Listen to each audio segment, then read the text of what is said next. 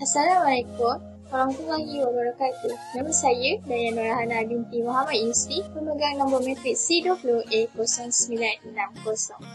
Saya akan memulakan pembentangan mengenai penerokaan nilai ilmu dalam subjek antropologi dan sosiologi. Seterusnya, untuk pengenalan, bidang ini memperkenalkan kepada para pelajar mengenai pengetahuan yang berhubung dengan konsep, teori, metod serta penyelidikan dalam bidang antropologi dan sosiologi. Antara kursus-kursus yang ditawarkan dalam bidang ini adalah mengenai apa itu sosiologi, Undang-Undang 3 Peringkat, Kajian Sosial, Teori Sosiologi, Teori Klasik, Budaya, Penyelewengan, Stratifikasi Sosial dan juga bidang antropologi. Selain itu, maksud sosiologi. Maksud sosiologi adalah kajian sistematik tentang masyarakat manusia, kumpulan sosial dan interaksi sosial. Sosiologi juga merupakan kajian tentang aktiviti manusia kerana ia dipengaruhi oleh kuasa sosial yang berpunca daripada kumpulan, organisasi masyarakat dan juga komuniti global. Seterusnya adalah maksud antropologi. Perkataan antropologi berasal daripada dua perkataan Yunani iaitu anthropos bermaksud manusia atau orang ataupun homo sapiens. Dan logos adalah kajian atau alasan. Bukan itu sahaja, antropologi adalah merupakan kajian mengenai manusia. Secara lebih khusus, ia adalah kajian tentang perbezaan manusia, budaya dan biologi konteks berkaitan dengan sifat manusia. Selamat sejahtera saya ucapkan. Nama saya Chef Awan Ana Ayum dan memegang kad matriks iaitu C20A1011. Pada kali ini saya akan membentangkan matlamat dan kandungan subjek.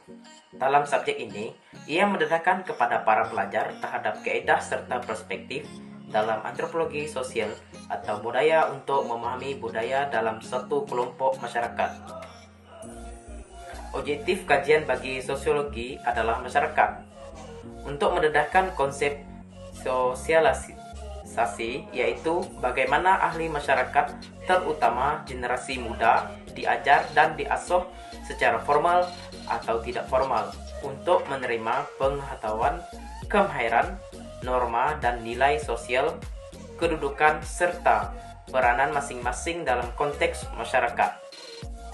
Seterusnya, mendapatkan pengetahuan objektif mengenai manusia juga merupakan matlamat antropologi dan sosiologi. Seterusnya saya akan membentangkan objektif kajian. Objektif kajian yang pertama ialah mengkaji pandangan atau perspektif masyarakat luar tentang subjek antropologi dan sosiologi. Yang kedua pula ialah mengkaji kepahaman dan cadangan penambahbaikan responden mengenai subjek antropologi dan sosiologi. Terakhir, yaitu menganalisis kadar peratus dan bilangan persetujuan responden mengenai penyertaan yang dikemukakan tentang subjek antropologi dan sosiologi. Sekian dari saya, terima kasih. Hai, Assalamualaikum. Saya Nur Syafiqah binti Ismail, nombor matrik C20A1332. Saya ingin menerangkan tentang metodologi kajian.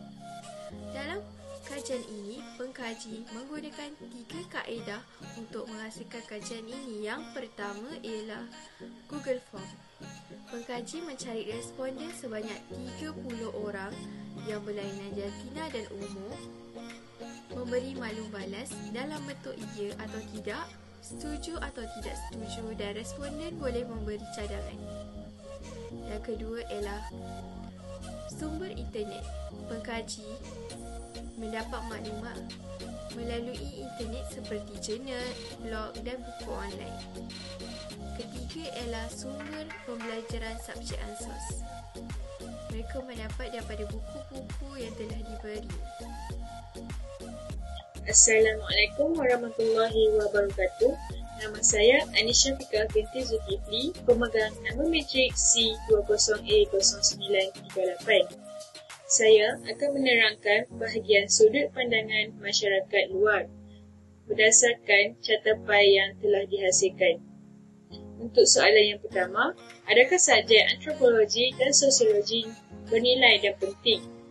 Berdasarkan pandangan masyarakat luar yang berumur 19 hingga 25 tahun, mereka bersetuju bahawa subjek antropologi dan sosiologi ini amat penting dan membantu kepada pembelajaran, serta ianya juga sesuai dijadikan sebagai modul pembelajaran kepada pelajar.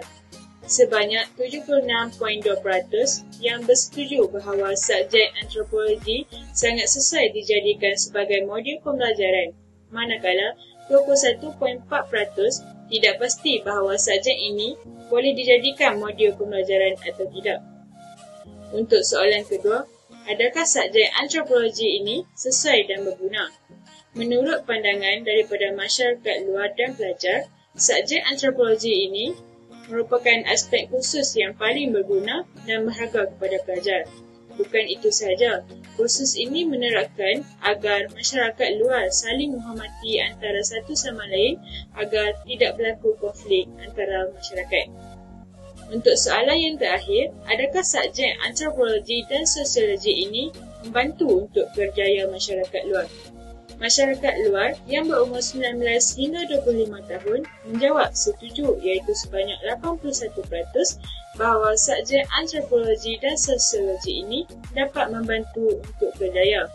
Manakala sebanyak 14.3% tidak pasti sama ada kursus ini boleh membantu kepada kerjaya atau tidak. Kebanyakan mereka bersetuju kerana kursus ini mempunyai banyak nilai dan sifat yang positif dalam kehidupan seharian dan ianya boleh diterapkan sewaktu bekerja. Ini adalah catatpan yang dihasilkan daripada kumpulan kami. Assalamualaikum, nama saya Nur Afina binti Razwan. Saya memegang kad matrik yang bernambah C20A1196. Hasil kajian. Menurut hasil tinjauan kandungan subjek antropologi dan sosiologi bagi pelajar universiti pula, terdapat 28 orang bersamaan dengan 64.3% yang bersetuju bahawa objektif pembelajaran jelas atau tidak, dan seramai 14 orang bersamaan dengan 33.3% yang tidak pasti sama ada objektif pembelajaran subjek ini jelas atau tidak. Kesemua 42 orang responden bersetuju bahawa adab dalam masyarakat dapat memajukan tahap perkembangan sosial sesuatu bangsa, serta mereka juga bersetuju bahawa agama dan kepercayaan dapat mewujudkan hubungan yang baik antara masyarakat yang berbilang kaum di Malaysia. 4.1. Apakah yang menjadi isu atau masalah sepanjang pembelajaran subjek antropologi dan sosiologi? Subjek ini hanya diketengahkan untuk pelajar universiti dan bagi individu yang tidak melanjutkan pembelajaran pada tahap tinggi tidak mempunyai pengetahuan tentang subjek ini. Kurang memahami kerana teks yang digunakan adalah dalam bahasa Inggeris. Kurang mengetahui tentang subjek ini dengan lebih mendalam. Sukar untuk dipahami sekiranya tidak diberikan penerangan yang baik. Waktu kelas yang terlalu panjang iaitu 3 jam. 4.2. Cadangan untuk menambah baik bagi subjek antropologi dan sosiologi. Menggunakan bahasa Melayu sebagai bahasa pembelajaran bagi mudah untuk difahami. Kedua ialah membuat nota dengan lebih ringkas agar pelajar mudah untuk memahami. Ketiga, memperluaskan bagi topik-topik dalam subjek ini agar mudah untuk difahami. Keempat ialah mungkin boleh didedahkan lebih awal kepada pelajar sekolah agar pelajar lebih memahami mengenai subjek ini. Terakhir, memaparkan video contoh pembelajaran bagi memberi kepahaman kepada subjek antropologi dan sosiologi. Sebagai penutup pembentangan mengenai penerokaan nilai ilmu dalam subjek antropologi dan sosiologi ini, terdapat pelbagai cadangan yang telah diberikan oleh masyarakat terhadap subjek ini. Maka ia akan disuarakan dan akan ditambah baik dari semasa ke semasa. Subjek ini mempunyai kelebihan dan kekurangannya tersendiri. Tetapi apabila subjek ini dipelajari dan dipahami, ianya akan menjadi lebih mudah untuk dipelajari. Pengkaji berharap agar subjek ini diteruskan dan ditambah baik oleh pengajar dari semasa ke semasa. Sekian itu sahaja daripada saya. Terima kasih.